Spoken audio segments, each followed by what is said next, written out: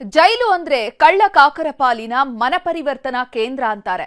ಜೈಲು ಶಿಕ್ಷೆಯನ್ನ ಭೂಲೋಕದ ನರಕ ಅಂತಾನೂ ಹೇಳ್ತಾರೆ. ಆದ್ರೀಗ ಇದೆಲ್ಲ ಸುಳ್ಳು ಅನಿಸೋದಕ್ಕೆ ಶುರುವಾಗಿದೆ. ದುಡ್ಡಿದ್ರೆ ಜೈಲಲ್ಲೇ ಅರಮನೆ ಸೃಷ್ಟಿಯಾಗ್ತಿದೆ. ಜೈಲಲ್ಲಿ ಮತ್ತೇರಿಸಲು ಬಾಟಲ್ ಗಟ್ಟಲೆ ಎಣ್ಣೆ ಮಾಂಸ, ಬ್ಯಾರಕ್ನಲ್ಲೇ ಕುಡಿತ ಕುಣಿತ ಮೋಜು ಮಸ್ತಿ.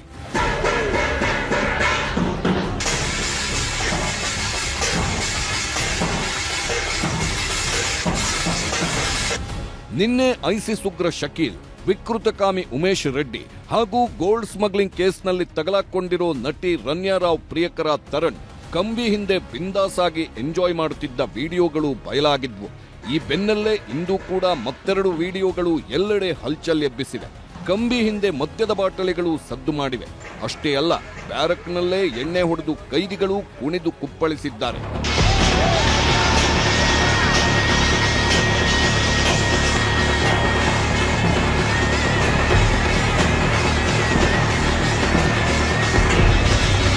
ಸದ್ಯ ಈ ವಿಡಿಯೋ ಪರಪ್ಪನ ಅಗ್ರಹಾರ ಜೈಲಿನದ್ದೋ ಅಥವಾ ರಾಜ್ಯದ ಬೇರೆ ಜೈಲಿನದ್ದೋ ಅನ್ನೋದು ಮಾತ್ರ ಕನ್ಫರ್ಮ್ ಆಗಿಲ್ಲ. ಮೇಲ್ನೋಟಕ್ಕೆ 2-3 ವರ್ಷಗಳ ಹಿಂದಿನ ದೃಶ್ಯಗಳು ಎನ್ನಲಾಗ್ತಿದೆ. Viral video ಹಳೆಯದ್ದೋ ಈಗಿನದ್ದೋ?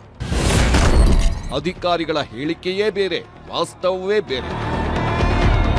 ಮತ್ತೊಂದು ಕಡೆ 2023ರಲ್ಲಿ ರೆಕಾರ್ಡ್ ಆಗಿದ್ದ ವಿಡಿಯೋಗಳು ಈಗ ವೈರಲ್ ಆಗಿವೆ ಎಂದು ಅಧಿಕಾರಿಗಳು ಹೇಳುತ್ತಿದ್ದಾರೆ. ಈ ಬಗ್ಗೆ ಡಿಐಜಿ ಆನಂದ್ ರೆಡ್ಡಿ, ಎಡಿಜಿಪಿ ದಯಾನಂದ್ ಅವರಿಗೆ ಮಾಹಿತಿ ನೀಡಿದ್ದಾರೆ. ಆದರೆ ವಿಡಿಯೋದಲ್ಲಿ ಗೋಚರವಾಗುವ ನ್ಯೂಸ್ ಪೇಪರ್ನ ತುಣುಕಿನಲ್ಲಿ ಇದು ನವೆಂಬರ್ 6, 2025 ಅನ್ನೋದು ಸ್ಪಷ್ಟವಾಗಿ ಗೋಚರಿಸುತ್ತಿದೆ. ಹೀಗಾಗಿ ಜೈಲಿನ ಒಳಗೆ ಈಗಲೂ ಎಲ್ಲವೂ ಖುಲ್ಲಂಖುಲ್ಲಾ ಅನ್ನೋದು ದೃಢವಾಗ್ತಿದೆ.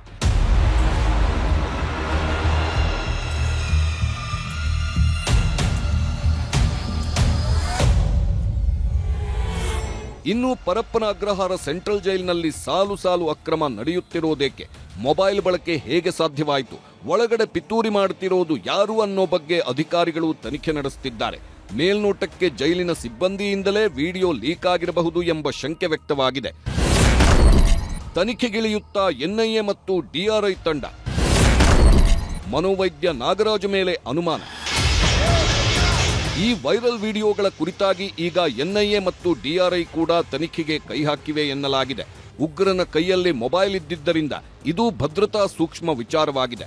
ಹೀಗಾಗಿ ತನಿಖೆ ನಡೆಸುವ ಸಲುವಾಗಿ ಎನ್ಐಎ ಅಧಿಕಾರಿಗಳು ಮಾಹಿತಿ ಸಂಗ್ರಹಿಸಿದ್ದಾರಂತೆ. ಕೆಲವರ ಸಂವಾದಗಳು ಮತ್ತು ಮೊಬೈಲ್ ರೆಕಾರ್ಡಿಂಗ್ ವಿವರಕ್ಕೂ ಪರಿಶೀಲನೆ ನಡೆಯಲಿದೆ. ಅಲ್ಲದೆ ರನ್ಯಾ ರಾವ್ ಗೋಲ್ಡ್ ಪ್ರಕರಣದ ತನಿಖೆ ನಡೆಸುತ್ತಿದ್ದ ಡಿಆರ್ಐ ಕೂಡ ಮಾಹಿತಿ ಸಂಗ್ರಹಿಸಿದೆಯಂತೆ.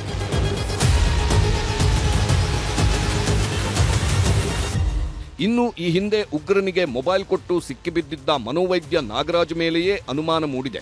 ಈ ಸಂಬಂಧ ಕಳೆದ ಜುಲೈನಲ್ಲಿ ಜೈಲಿನ ಮನೋವೈದ್ಯ ನಾಗರಾಜ್, ಸಿಎಆರ್ ಎಎಸ್ಐ ಚಾಂದ್ ಪಾಷಾ ಹಾಗೂ ಉಗ್ರ ಜುನೈದ್ ತಾಯಿಯ ಬಂಧನ ಮಾಡಲಾಗಿತ್ತು. 10,000 ಮೊಬೈಲ್ ಅನ್ನ ನಾಗರಾಜ್ ಜೈಲಿನಲ್ಲಿ 35,000ಕ್ಕೆ ಮಾರಾಟ ಮಾಡುತ್ತಿದ್ದ. ಎಲ್ಇಟಿ ಉಗ್ರ ಟಿ ನಾಸಿರ್ಗೆ ನಾಗರಾಜ್ ಮೊಬೈಲ್ ನೀಡಿದ್ದು ಪತ್ತೆಯಾಗಿತ್ತು. ಹೀಗಾಗಿ ಆತನ ಮೇಲೂ ಅನುಮಾನ ಮೂಡಿದೆ. ಜೈಲು ಕರ್ಮಕಾಂಡದ ಬಗ್ಗೆ ಉನ್ನತ ತನಿಖೆ. ನಾಳೆ ಸಿಎಂ, ಗೃಹ ಸಚಿವರಿಂದ ಮಹತ್ವದ ಸಭೆ. Home minister doctor G Parameshwar ವಿಷಯವನ್ನ ಗಂಭೀರವಾಗಿ ಪರಿಗಣಿಸಿದ್ದಾರೆ. ರೇಪಿಸ್ಟ್ ಉಮೇಶ್ ರೆಡ್ಡಿಯ ಬ್ಯಾರಕ್, ಶಂಕಿತ ಉಗ್ರ ಶಕೀಲ್ ಸೆಲ್ ಮತ್ತು ರನ್ಯಾ ರಾವ್ ಕೇಸ್ನ ತರುಣ್ ರಾಜ್ನ ಬ್ಯಾರಕ್ ಬಳಿ ಭದ್ರತೆಗಿದ್ದ ಸಿಬ್ಬಂದಿ ಪಟ್ಟಿ ಕೊಡಲು ತಿಳಿಸಲಾಗಿದೆ. ಜೈಲಾಧಿಕಾರಿಗಳ ವಿರುದ್ಧ ಗೃಹ ಸಚಿವ ಡಾಕ್ಟರ್ ಜಿ ಪರಮೇಶ್ವರ್ ಗರಂ ಆಗಿದ್ದು, ಜೈಲಿನ ಉಸ್ತುವಾರಿಗಳ ವಿರುದ್ಧ ಕ್ರಮ ಆಗಲೇಬೇಕು ಅಂದಿದ್ದಾರೆ. ಈ ಸಂಬಂಧ ಅಧಿಕಾರಿಗಳ ಸಭೆ ಕರೆಯುವುದಾಗಿ ಹೇಳಿದ್ರು. ನಾನು ನಿನ್ನೆ ಕೂಡ ನಮ್ಮ ಯಾರು ಇನ್ಚಾರ್ಜ್ ಇದ್ದಾರೆ ದಯಾನಂದ್ ಅವರು ನಿನ್ನೆ ಏನೋ ರಜೆ ಇದ್ದಾರೆ ಅಂತ ಹೇಳಿದ್ರು. ನಾನು ಮಾತಾಡಿದೆ ಅವರಿಗೆ, ಪದೇ ಪದೇ ಈ ರೀತಿ ಆಗ್ತಾ ಇದೆ. ಯಾರು ಇದಕ್ಕೆ ಹೊಣೆ ಆಗ್ತಾರೆ, ಯಾರು ಸೂಪರ್ಡೆಂಟ್ ಇದ್ದಾರೆ, ಯಾರು ಕೆಳಗಿನ ಲೆವೆಲಿನ ಅಧಿಕಾರಿಗಳಿದ್ದಾರೆ, ಅವ್ರ ಮೇಲೆ ಇಮಿಡಿಯೇಟ್ ಆಗಿ ಕ್ರಮ ತಗೊಳ್ಬೇಕು, ನನಗೆ ವರದಿಯನ್ನು ಕೊಡಬೇಕು ಅಂತ ನಿನ್ನೆ ಕೇಳಿದ್ದೇನೆ. But I will not tolerate this nonsense. Enough is enough.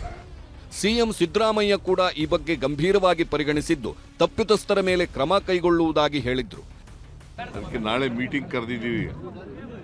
Home minister meeting ಕರೆದಿದ್ದಾರೆ. ಯಾರು ತಪ್ಪು ಮಾಡಿದ್ದಾರೆ ಅವ್ರ ಮೇಲೆ ಸೀರಿಯಸ್ ಕ್ರಮ ತಗೋತೀವಿ. ನಂಬರ್ 1. ನಂಬರ್ 2, ಮತ್ತೆ ಇನ್ನು ಮುಂದೆ ಈ ತರ ಆಗಬಾರ್ದಾಗ ನೋಡ್ಕೋತೀವಿ.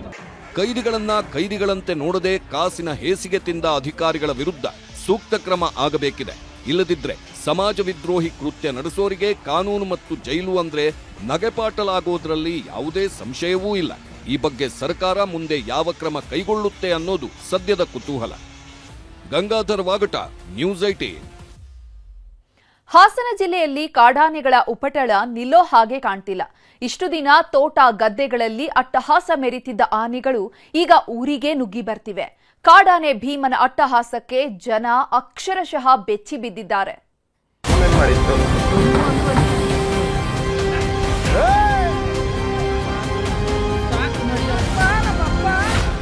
ಭೀಮ ಭೀಮ ಭೀಮ, ಹಾಸನದಲ್ಲಿ ಎಲ್ಲಿ ನೋಡಿದ್ರೂ ಭೀಮನದ್ದೇ ಸುದ್ದಿ.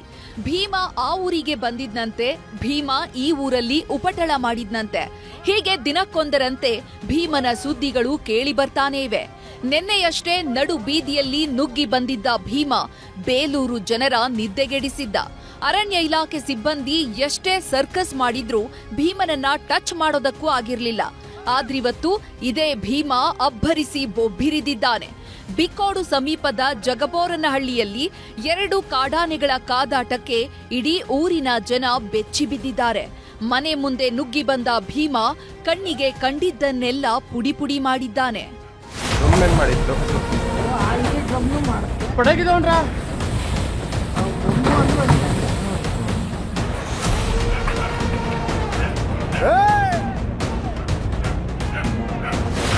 ಭೀಮನ ಆರ್ಭಟ ಹೇಗಿದೆ ನೋಡಿ. 2 ಏಟಿಗೆ 500 ಲೀಟರ್ನ ನೀರಿನ ಸಿಂಟ್ಯಾಕೆ ಪುಡಿಪುಡಿಯಾಗಿದೆ.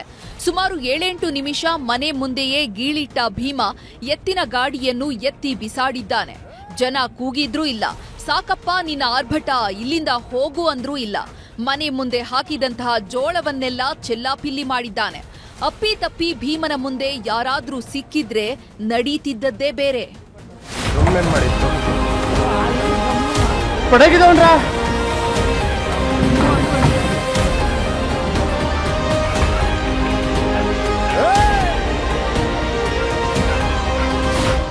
ಭೀಮ ಹಾಗೂ ಇನ್ನೊಂದು ಕಾಡಾನೆಗಳು ಕಾಳಗಕ್ಕಿಳಿದಿದ್ವು. ಮದವೇರಿದ ಆನೆಗಳ ಗುದ್ದಾಟದಲ್ಲಿ ಭೀಮನ ಒಂದು ಕೋರೆಯೇ ಮುರಿದು ಹೋಗಿದೆ. ಅರಣ್ಯ ಇಲಾಖೆ ಸಿಬ್ಬಂದಿ ಎಷ್ಟೇ ಸರ್ಕಸ್ ಮಾಡಿದ್ರೂ ಕಾಡಾನೆಗಳ ಅಟ್ಟಹಾಸವನ್ನ ಕಂಟ್ರೋಲ್ ಮಾಡೋಕೆ ಆಗ್ತಾ ಇಲ್ಲ. ಒಂಟಿ ಕೋರೆಯಲ್ಲೇ ಹಾವಳಿ ಎಬ್ಬಿಸಿದ ಭೀಮ ಇಡೀ ಊರಿನವರ ನಿದ್ದೆಗೆಡಿಸಿದ್ದಾನೆ. ಕೆಲ ದಿನಗಳ ಹಿಂದೆ ಇದೇ ಭೀಮನ ಮುಂದೆ ಸಿಕ್ಕಿದ್ದ ಅರಣ್ಯ ಇಲಾಖೆ ಸಿಬ್ಬಂದಿ ವೆಂಕಟೇಶ್ ಅನ್ನೋರು ದುರಂತ ಅಂತ್ಯ ಕಂಡಿದ್ರು. ಭೀಮನ ರೌದ್ರಾವತಾರಕ್ಕೆ ಅಮಾಯಕ ಅಪ್ಪಚ್ಚಿಯಾಗಿದ್ದ.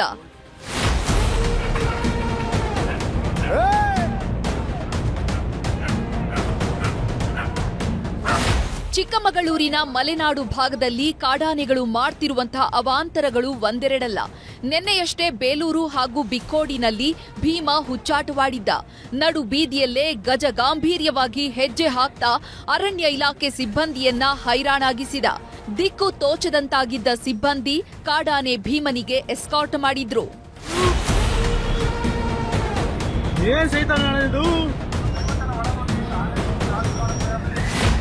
ಒಟ್ನಲ್ಲಿ ಕಾಡಾನೆ ಭೀಮನ ಉಪಟಳ ದಿನೇ ದಿನೇ ಹೆಚ್ಚಾಗ್ತಾ ಇದ್ದು ಅರಣ್ಯ ಇಲಾಖೆ ಅಧಿಕಾರಿಗಳು ಮೌನಕ್ಕೆ ಶರಣಾಗಿದ್ದಾರೆ. ಇನ್ನಾದ್ರೂ ಪುಂಡಾನೆಯನ್ನ ಸೆರೆ ಹಿಡಿಯೋ ಕೆಲಸ ಮಾಡ್ತಾರಾ? ಕಾದು ನೋಡ್ಬೇಕು. ಯೋಗೀಶ್ ಕಾಮೇನಹಳ್ಳಿ, ನ್ಯೂಸ್ 18 ಹಾಸನ. ಅವರೆಲ್ಲ 8ನೇ ತರಗತಿ ವಿದ್ಯಾರ್ಥಿಗಳು, ಇನ್ನೂ ಸರಿಯಾಗಿ ಮೀಸೆ ಬಾರದ ಹುಡುಗರು. ಆದ್ರೆ ರ್ಯಾಗಿಂಗ್ಗೆ ಇಳಿದವರು ಓರ್ವ ಬಾಲಕನ ಜೀವಕ್ಕೆ ಆಪತ್ತು ತಂದಿದ್ದಾರೆ ಅನ್ನುವಂಥ ಆರೋಪ ಕೇಳಿ ಬಂದಿದೆ. ಮರ್ಮಾಂಗ ಕೊಡ್ದಿದ್ದಾರೆ. 8ನೇ ಕ್ಲಾಸ್ ವಿದ್ಯಾರ್ಥಿಗಳ ಅಟ್ಟಹಾಸ. ಶಾಲೆಯಲ್ಲಿ ರ್ಯಾಗಿಂಗ್, ವೃಷಣವೇ ಕಟ್. ರ್ಯಾಗಿಂಗ್ ಅನ್ನೋ ಭೂತ ಯಾವ ಹಂತಕ್ಕೆ ಬಂದು ನಿಂತಿದೆ ನೋಡಿ. ಇಷ್ಟು ದಿನ PU ಡಿಗ್ರಿ ಕಾಲೇಜಿನಲ್ಲಿದ್ದ ರ್ಯಾಗಿಂಗ್ ಹುಚ್ಚಾಟ ಹೈಸ್ಕೂಲ್ಗೂ ಬಂದು ನಿಂತಿದೆ. ಎದೆ ಸೀಳಿದ್ರೆ 4 ಅಕ್ಷರ ಇರಲ್ಲ. ಇಂಥ ವಯಸ್ಸಲ್ಲಿ ರ್ಯಾಗಿಂಗ್ ಮಾಡೋ ಲೆವೆಲ್ಗೆ ಹೋಗ್ತಾರೆ ಅಂದ್ರೆ ಏನ್ ಹೇಳ್ಬೇಕು ಹೇಳಿ. ಕ್ಲಾಸ್ಮೇಟ್ಗಳ ಅಟ್ಟಹಾಸಕ್ಕೆ ಅಮಾಯಕ ವಿದ್ಯಾರ್ಥಿಯ ವೃಷಣವೇ ಕಟ್ಟಾಗಿದೆ ಅನ್ನೋ ಆರೋಪ ಕೇಳಿ ಬರ್ತಾ ಇದೆ.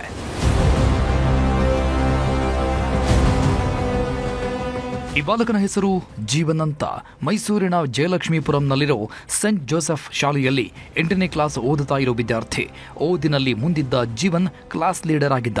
ಈತನ ಕ್ಲಾಸ್ಮೇಟ್ ಆಗಿರೋ ಅಮರ್, ತನ್ಮಯ್, ಹಾಗೂ ನಿತಿನ್ ಕಾಟ ಕೊಡೋದಕ್ಕೆ ಶುರು ಮಾಡಿದ್ರು ಅನ್ನೋ ಆರೋಪ ಕೇಳಿಬರ್ತಿದೆ. ಮೊದಲಿಗೆ ಹಣ ತಗೊಂಡು ಬಾ ಅಂತ ಬೆದರಿಕೆ ಹಾಕಿದ್ರಂತೆ. ಹೀಗಾಗಿ ಕೇಳಿದಷ್ಟು ಹಣ ತಗೊಂಡು ಹೋಗಿ ಕೊಟ್ಟಿದ್ದಾನೆ. ನಂತರ ಮೊಬೈಲ್ ತಗೊಂಡು ಬಾ ಅಂತಾನು ಬೆದರಿಕೆ ಹಾಕಿದ್ರಂತೆ. ಯಾವಾಗ ಕಾಟ ಜಾಸ್ತಿ ಆಯಿತೋ ಟೀಚರ್ಗೆ ಹೇಳ್ತೀನಿ ಎಂದಿದ್ದಾನೆ. ಇಷ್ಟಕ್ಕೆ ಸಿಟ್ಟಿಗೆದ್ದ ವಿದ್ಯಾರ್ಥಿಗಳು ವಾಶ್ರೂಮ್ಗೆ ಹೋದಾಗ ಮನಸ್ಸು ಇಚ್ಛೆ ಥಳಿಸಿ ಗುಪ್ತಾಂಗಕ್ಕೂ ಒದ್ದಿದ್ರು ಅಂತ ಜೀವನಾರೋಪ ಮಾಡ್ತಿದ್ದಾನೆ. ಇದು ಕ್ಲಾಸ್ ಟೀಚರ್ ಲೀಡರ್ಶಿಪ್ ಕೊಟ್ಟಿದ್ರು. ಯಾರ್ಯಾರು ಏನೇನು ತಪ್ಪು ಮಾಡ್ತಾರೆ ಬಂದು ಹೇಳು ಅಂತ ಹೇಳಿದ್ರು. ಅದಕ್ಕೆ ನಾನು ಹೇಳ್ದಾಗ ಹೆಂಗೆ ಹೊಡ್ತಿರೋರು ಸರ್. ಎಲ್ಲಿ ಹೊಡೆದಿದ್ದಾರೆ? ಯೂರಿನ್ ಪಾಸ್ ಮಾಡೋ ಜಾಗಕ್ಕೆ 3 ಜನ. ಇಬ್ರು ಕೈ ಇಟ್ಕೊಂಡು ಇನ್ನೊಬ್ಬ ಒದ್ದಿರೋದು ಸರ್. 2 ಸತಿ. ಪ್ರಿನ್ಸಿಪಲ್ ಅವ್ರ ಹಸ್ಬೆಂಡು ಪ್ರೊಫೆಸರ್ ಅಂತೆ. ಮಾತಾಡ್ಬಿಟ್ಟು ಕೇಸ್ ಗೀಸೆಲ್ಲ ಏನು ಮಾಡಕ್ಕೆ ಹೋಗಬೇಡಿ, ಅದೇನಿದೆ ದುಡ್ಡು ನಾನು 2-3 ಲಕ್ಷ ದುಡ್ಡು ಕೊಟ್ಬಿಡ್ತೀನಿ ನಿಮಗೆ, ದಯವಿಟ್ಟು ಅಷ್ಟಿಗೆ ಸೈಲೆಂಟ್ ಆಗ್ಬಿಡಿ ಅಂತ ಹೇಳಿದೆ. ನಾನು ಹೇಳಿದೆ ನಾನೇ ಒಂದು 10 ಲಕ್ಷ ಕೊಡ್ತೀನಿ, ಹುಡುಗನಿಗೆ ಏನು ಅಂಗವಾಗಿದೆಯೋ ಅದನ್ನ ಕಟ್ಕೊಡಿ ನೀವು ಅಂತ ಹೇಳಿದೆ. ಪೊಲೀಸರು ತಗೊಂಡಿದ್ರೆ ಫುಟೇಜಸ್ ಬಾತ್ರೂಮ್ ಒಳಗಡೆ ಹೋಗೋದಿದೆ. ಇನ್ಸೈಡ್ ಒಳಗಡೆ ಇನ್ಸ್ಟೆಂಟ್ ಹೊಡೆದಿರೋದು ಅವ್ರಿಗೆ ಸಿಗಲ್ಲ, ಅಲ್ಲಿ ಕ್ಯಾಮ್ರಾ ಇಲ್ಲ, ಅಲ್ಲಿ ಇದೆ. ಮತ್ತು ಈ ಹುಡುಗನಿಗೆ ಹೇಳ್ತೀನಿ ಸೈಕಲಲ್ಲಿ ಬಿದ್ದಿರ್ಬೋದು, ಹೊರಗಡೆ ಎಲ್ಲೋ ಬಿದ್ದಿರ್ಬೋದು, ಇಲ್ಲೇ ಹೆಂಗೆ ಬಿದ್ದಂಗೆ ಹೇಳ್ತೀನಿ ಅಂತ ಅಲ್ಲೊಂದು ಸ್ವಲ್ಪ ಅಂಡರ್ಸ್ಟ್ಯಾಂಡಿಂಗ್ ಆಗ್ಬಿಟ್ಟಿದೆ. ಕ್ಲಾಸ್ಮೇಟ್ಗಳ ಕೈಯಲ್ಲಿ ಹೊಡೆತ ತಿಂದ ಜೀವನ್ ಮನೆಗೆ ಬರ್ತಿದ್ದಂತೆ ನೋವಲ್ಲಿ ಒದ್ದಾಡೋದಕ್ಕೆ ಶುರು ಮಾಡಿದ್ದ. ಏನಾಯಿತು ಅಂತ ವಿಚಾರಿಸಿದ ಹೆತ್ತವರು ಸೀದಾ ಆಸ್ಪತ್ರೆಗೆ ಕರ್ಕೊಂಡು ಹೋಗಿದ್ರು. ವೈದ್ಯರು ಪರೀಕ್ಷೆ ಮಾಡಿದ ವೇಳೆ ಜೀವನನ ವೃಷಣವೇ ಗಂಭೀರ ಗಾಯ ಆಗಿದ್ದು ಗೊತ್ತಾಗಿದೆ. ಹೀಗಾಗಿ ವೃಷಣವನ್ನ ತೆಗೆಯಲೇಬೇಕು ಎಂದಿದ್ರಂತೆ. ಮಗನ ಪ್ರಾಣ ಉಳಿಸಿಕೊಳ್ಳೋದಕ್ಕಾಗಿ ವೈದ್ಯರು ಹೇಳಿದ ಮೇಲೆ ಟ್ರೀಟ್ಮೆಂಟ್ ಕೊಡಿಸಿದ್ದಾರೆ. ನಂತರ ಶಾಲೆಗೆ ಬಂದು ವಿಚಾರಿಸಿದ್ರೆ ಆಡಳಿತ ಮಂಡಳಿ ಒಪ್ಪಿಕೊಳ್ಳೋದಕ್ಕೆ ರೆಡಿ ಇಲ್ವಂತೆ. ನಿಮ್ಮ ಮಗನ ಮೇಲೆ ಹಲ್ಲೆ ನಡೆದಿದ್ದಾದ್ರೆ ಮೊದಲು ಶಾಲೆಗೆ ಬರಬೇಕಿತ್ತು, ಅದನ್ನು ಬಿಟ್ಟು ಯಾಕೆ ಆಸ್ಪತ್ರೆಗೆ ಹೋದ್ರಿ ಅಂತ ಪೋಷಕರ ಮೇಲೆ ದರ್ಪ ಮೆರೀತಿದ್ದಾರಂತೆ. ಹೀಗಾಗಿ ದಿಕ್ಕು ಕಾಣದಂತಾದ ಹೆತ್ತವರು ಪೊಲೀಸ್ ಠಾಣೆ ಮೆಟ್ಟಿಲೇರಿದ್ದಾರೆ. ಆದರೆ ಅಲ್ಲೂ ಯಾವುದೇ ಪ್ರಯೋಜನವಾಗಿಲ್ಲ. ಶಾಲಾ ಆಡಳಿತ ಮಂಡಳಿ ಪರವೇ ಮಾತಾಡ್ತಿದ್ದಾರೆ ಅಂತ ಜೀವನ ಪೋಷಕರು ಆರೋಪ ಮಾಡ್ತಿದ್ದಾರೆ. ಅದೇ ಹೊಡೆದಾಡಿದ್ದಾರೆ ಸರ್ ಮಕ್ಕಳು. ಸ್ಕೂಲ್ ಅವ್ರ ಹತ್ರ ಹೋಗಿದ್ದಿ, ಮಿಸ್ಗಳ ಹತ್ರ ಮರ್ಮಂಗ ಕೊಡ್ದಿದ್ದಾರೆ. ಅವ್ರು ಒಪ್ಕೋತಾ ಇಲ್ಲ ಸರ್ ನಾವು ಮಾಡಿದೀವಿ ಅಂತ. ನಿಮ್ಮ ಮಗ ಮನೆಯಲ್ಲೇ ಬಿದ್ದಿರ್ಬೋದು, ಸೈಕಲ್ ಹೊಡೆಯಲ್ಲಿ ಬಿದ್ದಿರ್ಬೋದು ಅಂತ ಹೇಳ್ತಾರೆ ಸರ್. ಆಪರೇಷನ್ ಎಲ್ಲ ಆಗಿದೆ ಸರ್. ಜೊತೆಲಿ ಓದೋ ಹುಡುಗರು ಹಿಂಗ್ ಮಾಡಿರೋದು ಸರ್. ನಮಗೆ ನ್ಯಾಯ ಸಿಗ್ಬೇಕು ಸರ್. ನನ್ನ ಮಗನಿಗೆ ಮುಂದೆ ಲೈಫ್ ಇದೆ, ಜೀವನ ಇದೆ. ಅವ್ನು ಹೆಂಗೆ ಸರ್ ಮುಂದೆ ದೊಡ್ಡವನಾದ್ಮೇಲೆ ಹೆಂಗೆ ಸರ್ ಅವನಿಗೆ? ಒಟ್ನಲ್ಲಿ ರ್ಯಾಗಿಂಗ್ ನಡೆದಿದ್ದೇ ಆದರೆ ಇದಕ್ಕೆ ತಕ್ಕ ಶಿಕ್ಷೆ ಆಗಬೇಕಿದೆ. ಇಷ್ಟು ಚಿಕ್ಕ ವಯಸ್ಸಲ್ಲಿ ಇಂಥ ಕಿಡಿಗೇಡಿ ಕೃತ್ಯ ಎಸಗಿದವರಿಗೆ ಕಾನೂನಿನ ಪಾಠ ಮಾಡಬೇಕಿದೆ. ಇನ್ನಾದರೂ ಪೊಲೀಸರು ಎಚ್ಚೆತ್ತುಕೊಳ್ತಾರಾ? ಕಾದು ನೋಡಬೇಕು. ಕ್ಯಾಮರಾ ಪರ್ಸನ್ ರಾಹುಲ್ ಜೊತೆ ಆನಂದ್ KS, ನ್ಯೂಸ್ 18 ಮೈಸೂರು. ಸರ್ಕಾರದ ಪಾಲಿಗೆ ಕಬ್ಬು ಅನ್ನೋದು ಕಬ್ಬಿಣದ ಕಡಲೆಯಾಗಿ ಪರಿಣಮಿಸಿದೆ. ಬೆಳಗಾವಿ ಹಾಗೂ ವಿಜಯನಗರ ರೈತರನ್ನ ಸಂಧಾನ ಮಾಡಿದ ಸರ್ಕಾರಕ್ಕೆ ಬಾಗಲಕೋಟೆ ರೈತರು ಬಿಸಿ ತುಪ್ಪವಾಗಿ ಪರಿಣಮಿಸಿದ್ದಾರೆ.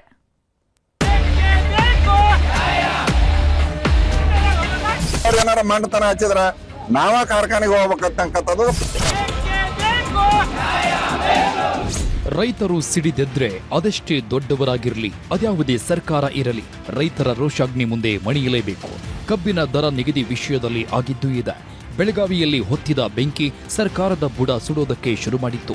ಕಬ್ಬಿನ ಕಾಡ್ಗಿಚ್ಚು ಇಡೀ ರಾಜ್ಯವನ್ನೇ ಆವರಿಸೋದಕ್ಕೆ ಶುರುವಾಗಿತ್ತು. ಇದರಿಂದ ಎಚ್ಚೆತ್ತ ಸರ್ಕಾರ ಪ್ರತಿ ಟನ್ ಕಬ್ಬಿಗೆ 3,300 ರೂಪಾಯಿ ನೀಡುವುದಾಗಿ ಘೋಷಿಸಿದೆ.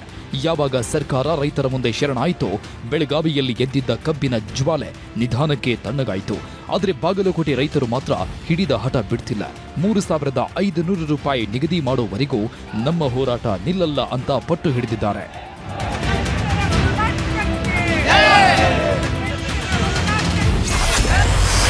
ಸರ್ಕಾರಕ್ಕೆ ಡೆಡ್ಲೈನ್, ರೈತರ ವಾರ್ನಿಂಗ್. ಸರ್ಕಾರದ ನಿದ್ದೆಗೆಡಿಸುತ್ತಿದೆ ಕಬ್ಬಿನ ಕಾಡ್ಗಿಚ್ಚು.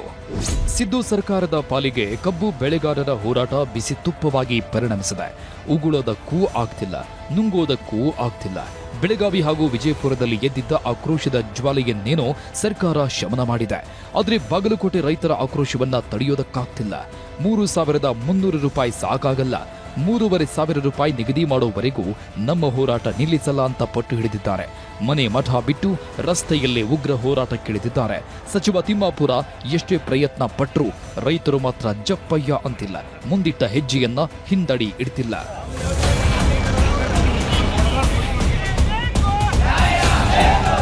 ಬಾಗಲಕೋಟೆ ಜಿಲ್ಲೆಯಲ್ಲಿ ಕಬ್ಬು ಬೆಳೆಗಾರರ ಹೋರಾಟದ ಕಹಳೆ ಜೋರಾಗಿದೆ. ಮುಧೋಳದಲ್ಲಿ ಹೋರಾಟದ ಸ್ವರೂಪ ದಿನೇ ದಿನೇ ಜೋರಾಗ್ತಿದ್ದು ಧಾರವಾಡ, ವಿಜಯಪುರ, ಮುಧೋಳ, ಸಂಕೇಶ್ವರ ನಡುವಿನ ರಾಜ್ಯ ಹೆದ್ದಾರಿಯನ್ನ ಬಂದ್ ಮಾಡಿದ್ರು. ಬಸ್ಗಳನ್ನೆಲ್ಲ ಅಡ್ಡ ಹಾಕಿದ ರೈತರು ಸರ್ಕಾರದ ವಿರುದ್ಧ ಘೋಷಣೆ ಕೂಗಿದ್ರು. ಯಾವಾಗ ಹೋರಾಟ ಜೋರಾಯಿತೋ ಜಿಲ್ಲಾಧಿಕಾರಿಗಳು, ಎಸ್ಪಿ, ಸಕ್ಕರೆ ಕಾರ್ಖಾನೆ ಮಾಲೀಕರು ಹಾಗೂ ರೈತರ ಸಭೆ ಮಾಡಿದ್ರು. ಆದರೆ ಅಲ್ಲೂ ಯಾವುದೇ ಪ್ರಯೋಜನವಾಗ್ತಿಲ್ಲ. 3,500 ರೂಪಾಯಿ ನೀಡುವುದಕ್ಕೆ ಮಾಲೀಕರು ಒಪ್ಪದಿದ್ರಿಂದ ಸಭೆ ವಿಫಲವಾಗಿದೆ. ಈ ಬಗ್ಗೆ ಮಾತನಾಡಿದ ಸಕ್ಕರೆ ಕಾರ್ಖಾನೆ ಮಾಲೀಕ ಹಾಗೂ ಮಾಜಿ ಸಚಿವ SR ಪಾಟೀಲ್, ಸರ್ಕಾರದ ಆದೇಶವನ್ನ ನಾವು ಅಕ್ಷರಶಃ ಪಾಲನೆ ಮಾಡ್ತೇವೆ. ಕಬ್ಬು ಬೆಳೆಗಾರರು ಇದಕ್ಕೆ ಸಹಕರಿಸಬೇಕು ಅಂದ್ರು. ಇದೇ ವೇಳೆ ಮಾತನಾಡಿದ ಜಿಲ್ಲಾಧಿಕಾರಿಗಳು, ಕಾರ್ಖಾನೆ ತೆರೆಯುವುದಕ್ಕೆ ಮಾಲೀಕರು ಒಪ್ಪಿದ್ದಾರೆ ಅಂದ್ರು. ನಮ್ಮ ಸರ್ಕಾರ ಏನು ಆದೇಶ ಮಾಡಿದೆ, ಅವರು ಏನು ಯಾವ ಸಕ್ಕರೆ ಕಾರ್ಖಾನೆ ಎಷ್ಟು ಬೆಲೆ ಕೊಡಬೇಕಂತ ಹೇಳಿದಾರ, ಅದರ ಪ್ರಕಾರ ನಾವು ಕೊಡಕ್ಕೆ ತಯಾರಿದ್ದೇವೆ ಅಂತ ಹೇಳಿ ನಾವು ಒಂದು ಮನವಿಯನ್ನು ಇವತ್ತು ಜಿಲ್ಲಾಧಿಕಾರಿಗಳಿಗೆ ಮತ್ತು ಪೊಲೀಸ್ ವರಿಷ್ಠಾಧಿಕಾರಿಗಳಿಗೆ ಕೊಟ್ಟು ನಾವು ಪ್ರಾರಂಭ ಮಾಡ್ತೇವೆ. ಕಾರ್ಖಾನೆ ಮಾಲೀಕರು ಸರ್ಕಾರ ಹೇಳಿದ್ದೇ ರೇಟ್ ಅಂತಿದ್ದಾರೆ. ಆದರೆ ಬಾಗಲಕೋಟೆ ರೈತರು ಮಾತ್ರ ಇದನ್ನ ಒಪ್ಪೋದಕ್ಕೆ ರೆಡಿ ಇಲ್ಲ. ನಮ್ಮ ಬೇಡಿಕೆ ಈಡೇರದೇ ಇದ್ರೆ ನಮ್ಮ ನಡೆ ಕಾರ್ಖಾನೆ ಕಡೆ ಅಂತ ಉಗ್ರ ಹೋರಾಟ ಮಾಡ್ತೀವಿ ಅಂತ ಎಚ್ಚರಿಕೆಯ ಸಂದೇಶ ರವಾನಿಸಿದ್ದಾರೆ. 3,500 ರೂಪಾಯಿ ಬೇಡಿಕೆ ಇಟ್ಕೊಂಡೆವು, ಕೊಡಬೇಕಂತಕ್ಕಂಥದ್ದು ನಿರ್ಧಾರಕ್ಕೆ ಬಂದೆವು. ಕಾರ್ಖಾನೆ ಮಾಲೀಕರಿಗೆ ಹೇಳ್ತೇವೆ ನಾವು, ನೀವು ಸರ್ಕಾರದೊಳಗೆ ಮಾತು ಕೊಟ್ಟು ಬಂದಿರಬಹುದು, ಸರ್ಕಾರ ನಿಮ್ಮನ್ನ ಬಚಾವ್ ಮಾಡೈತಿ, ನೀವು ಸರ್ಕಾರ ಬಚಾವ್ ಮಾಡ್ರಿ. ಇಷ್ಟ ಇವ್ರಿಗೆ ಮುಖ್ಯಮಂತ್ರಿನೂ ಕಬ್ಬು ಕೊಡಂಗಿಲ್ಲ, ಜಿಲ್ಲಾಧಿಕಾರಿ ಕಬ್ಬು ಕೊಡಂಗಿಲ್ಲ. ಕಬ್ಬು ಕೊಡೋರು ನಾವು, ನಮ್ ಕೂಡ ಮಾತುಕತೆಗೆ ಬರ್ರಿ.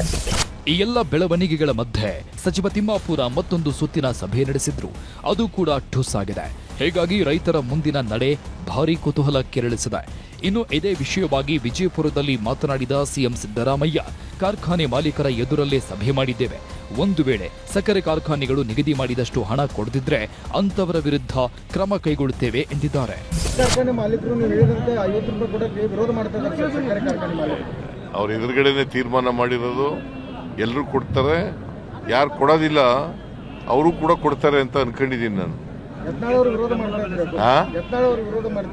ಯತ್ನಾಳು ಇಲ್ದಿದ್ರೆ ಅವನ ಮೇಲೆ ಕ್ರಮ ತಗೋತೀವಿ, ಶುಗರ್ ಫ್ಯಾಕ್ಟರಿ ಮೇಲೆ. ಬೆಳಗಾವಿಯಲ್ಲಿ ಶುರುವಾಯಿತು ಕಬ್ಬು ಕಟಾವು. ಅತ್ತ ಸರ್ಕಾರದ ನಿರ್ಧಾರದಿಂದ ಫುಲ್ ಖುಷ್ ಆಗಿರೋ ಬೆಳಗಾವಿ ರೈತರು ಕಬ್ಬು ಕಟಾವಿಗೆ ಕೈ ಹಾಕಿದ್ದಾರೆ. ಮಹಾರಾಷ್ಟ್ರದಿಂದ ಕಬ್ಬು ಕಟಾವು ಮಾಡಲು ಜನ ಬಂದಿದ್ದು, ಕಬ್ಬು ಕತ್ತರಿಸೋ ಕೆಲಸ ಬರದಿಂದ ಸಾಗ್ತಿದೆ. ಒಟ್ನಲ್ಲಿ ಎಲ್ಲ ಕಡೆ ಕಬ್ಬಿನ ಆಕ್ರೋಶ ಕಮ್ಮಿ ಆಯಿತು ಅನ್ನೋ ಹೊತ್ತಲ್ಲೇ ಬಾಗಲಕೋಟೆಯಲ್ಲಿ ಧಗಧಗಿಸುತ್ತಿದೆ. ಇಲ್ಲಿನ ರೈತರ ಬೇಡಿಕೆಯನ್ನ ಸರ್ಕಾರ ಹೇಗೆ ನಿಭಾಯಿಸುತ್ತೆ ಅನ್ನೋದನ್ನ ಕಾದು ನೋಡಬೇಕು. ಮಂಜುನಾಥ ತಳವಾರ, ನ್ಯೂಸ್ 18, ಬಾಗಲಕೋಟೆ.